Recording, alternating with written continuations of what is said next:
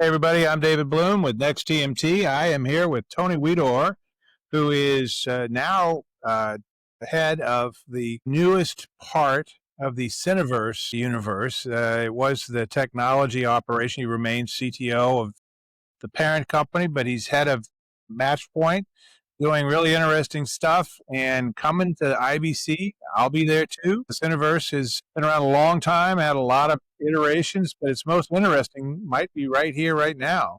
And Tony, let's talk a little bit about what you expect to see at IBC and what you guys are going to be talking about on the show floor. Great.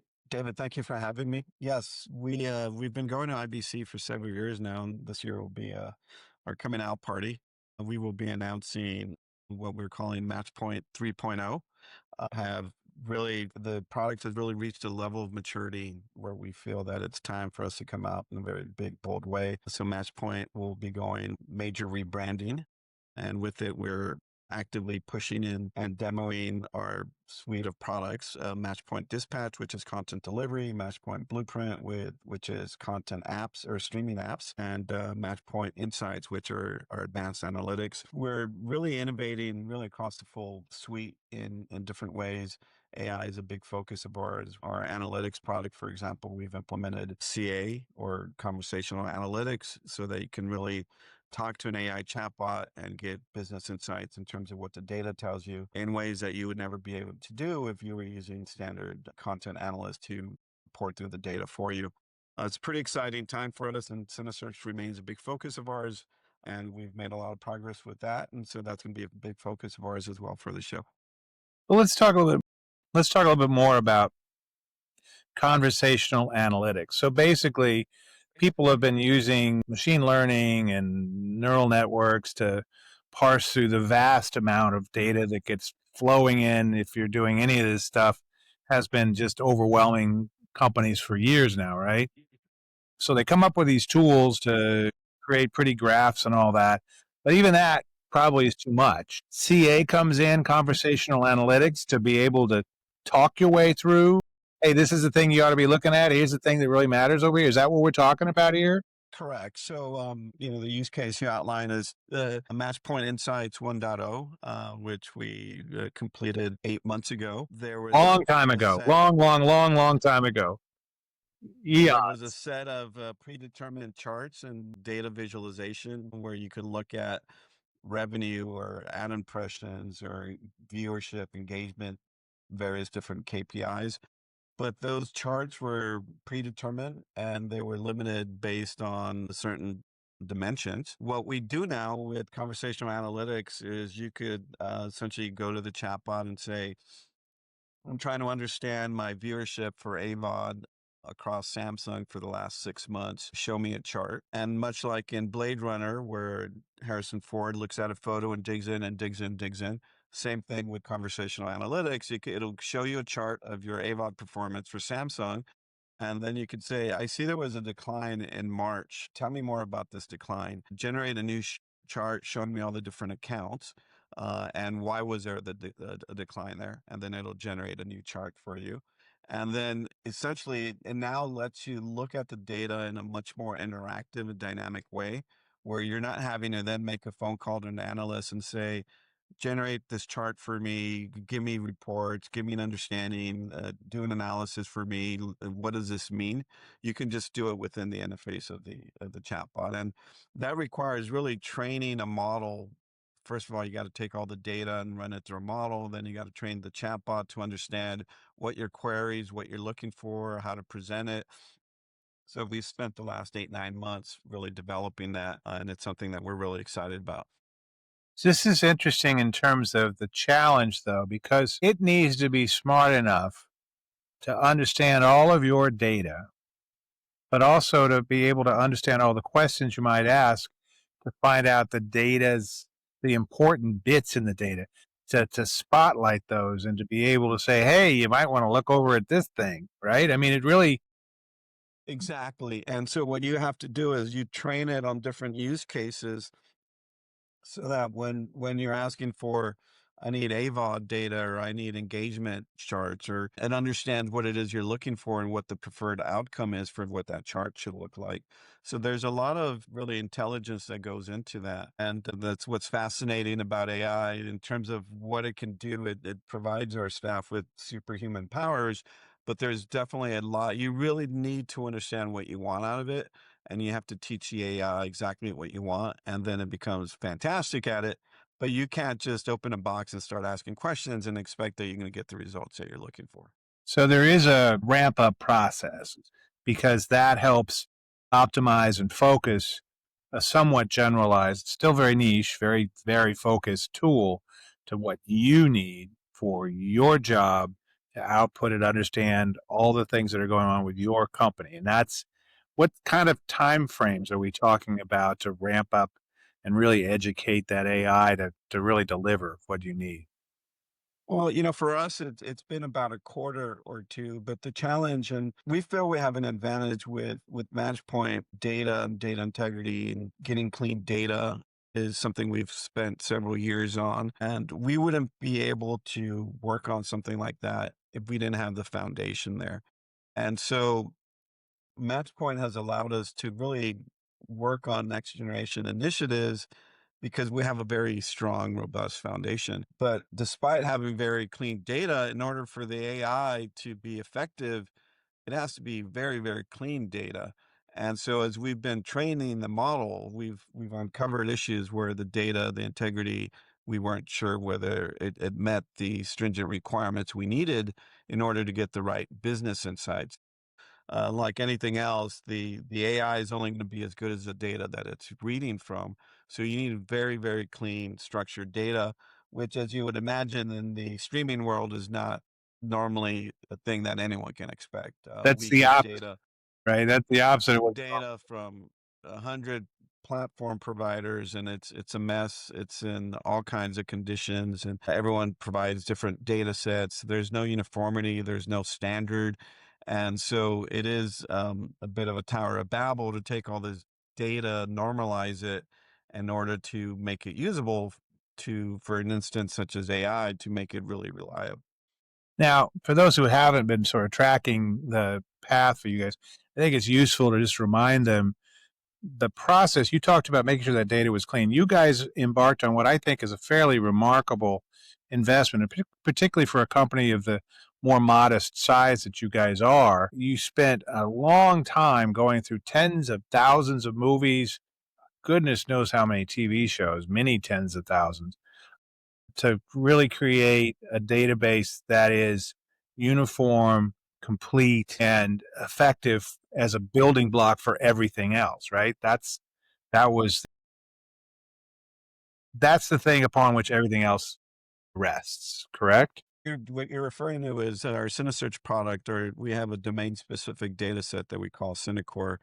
CineCore is essentially an amalgamation of a variety of different data sets, some licensed, some proprietary, some of it AI generated. And really the intent for us was to solve search and discovery.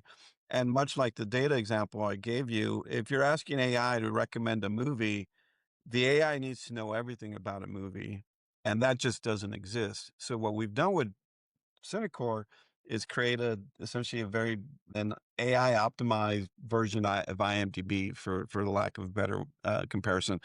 So we have a very rich set of data that just doesn't exist anywhere. And recently, one of my sales guys gave me an example of the types of questions it can solve. He had seen a movie that ended with where the plot was unresolved and it faded to black. It ended on a black screen. And so he and his friends finished the movie and they're like, that's a weird ending. What other movies end like that? So he went to CineSearch, Sopranos. and so he said he went to CineSearch and said, what other movies end with an unresolved plot and a fade to black? And I was like, The Graduate. And he was like, yeah, that was on a list. And so the fact that AI can answer that tells you really the depth of knowledge that we understand about a film at a very intrinsic level. And so ultimately for us, it's helped us solve search and discovery. but there's tremendous use cases there. One of the areas that we're working on is expanding that to use it for highly targeted advertising. So if you're at movie studios and you're trying to reach fans who like Shogun, not only do we know who's watched Shogun, we know what movies or television series are intrinsically related to Shogun. So now we can do very highly targeted ad campaigns. And then kind of an extension of that, one of the areas that we're working on is really bringing in emotion so that we have a very nuanced understanding of the emotions that are contained within the film, because if you're an advertiser, that's an important piece. You don't want to advertise on something that's got a tragic accident where the family dies in a car crash. So understanding what the emotional nature of a film is important. And that's now that we once again have a very robust understanding of cinema, we're continuing to develop and build nuances on that data so that it opens up potentially new business opportunities for us. And once again, our goal is to make CineCore a very unique set of data that you can't find anywhere else, where this information can be used for a variety of different ways. One of the things we're trying to evaluate is whether this data can be used for better determining or predicting box office performance. So that's an area that we think that we have an advantage when we have this rich set of data. How do we apply it in ways that other people aren't thinking about or can't, to solve problems within the industry that no one's been able to solve? Okay. So some of that will be revealed at a future date, obviously. Future IBC or Cannes Film Festival or whatever junket into Europe we can figure out to get us over there, right? But in the meantime, Cannes Lion, I guess, maybe. The stuff right now that I think is really interesting is, what's already here is pretty fascinating.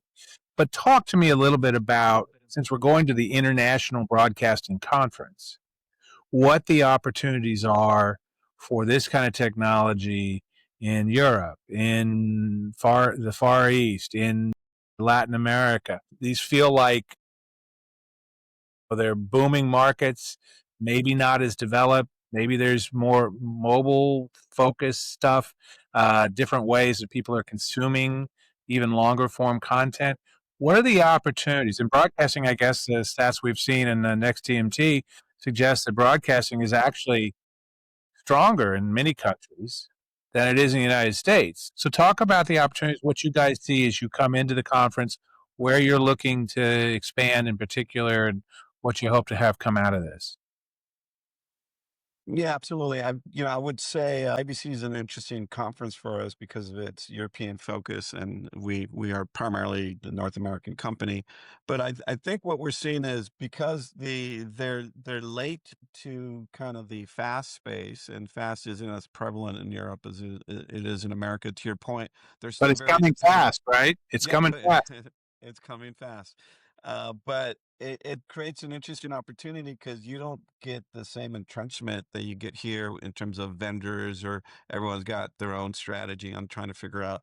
There's a lot more interest and reception to explore different ways of solving the problems that they're encountering. Clearly for us, search and discovery, recommendations, programming, what appears on the main menu, all those are key problems. We think once again with CineCore and CineSearch, we're at least on the right track to be able to help with that problem. A common use case we get is I'm a TV manufacturer, or I'm one of the Netflixes or Netflix competitors of the world. What do I put on my main menu? So the curation and the programming is a big challenge because ultimately to do it right, it has to be highly personalized, and no one has figured that out. And what we're looking at and we're trying to address is, can we use CineCore or CineSearch to help automate and better present AI generated recommendations for what should fit on, or what should be included and featured on the main menu? And so the curation of the home screen is an important piece, and it is a common use case that I get asked a lot when we demo CineSearch. Can this be used for that? And ultimately, that wasn't the use case we were trying to solve when we developed it, but it's a very easy extension for us to get it there. And that's sort of what we expect to see quite a bit of in Europe. So we're talking to different, rather than focusing on TV manufacturers and the big streamers, it's more the telcos and the ITVs and the interactive TV and TVOD providers of the world who are trying to solve this problem, which is not necessarily a focus of those types of companies in America, but in Europe, it's very much top of mind. Interesting. Since you have been to Amsterdam multiple times in the past, any pro tips for people going? Any great restaurants that you treasure and can't wait to go check out again while you're there? It's so much fine dining in Amsterdam. It's you can't throw a rock without hitting a Michelin star restaurant. So I'm very, very keen on trying to find and discover a few small little hole in the walls for that. So You'll be I throwing don't have rocks. my list. I don't have my list yet, but I'm working on that. Well, I think what you should do is send us a list and we'll put it in the preview issue. And Tony Huidor's must go. Don't go the night he's there so he can get the reservation. But that sounds great. And so you all have a big booth. Where can people find Cineverse and you and your team? Where can they find you in the sprawling RAI complex? We will have a meeting room right near the Future Tech stage. I don't remember the room number. I believe that's hall 14. So we're right kitty corner for that. So we're excited. It's a great location, and we have a lot of good meetings set up there.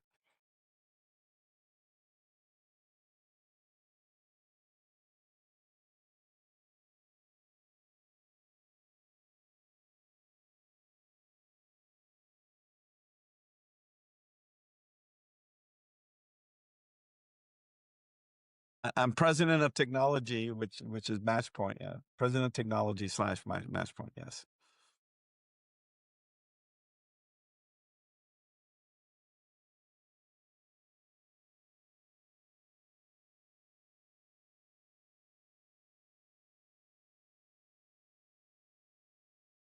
Thank you.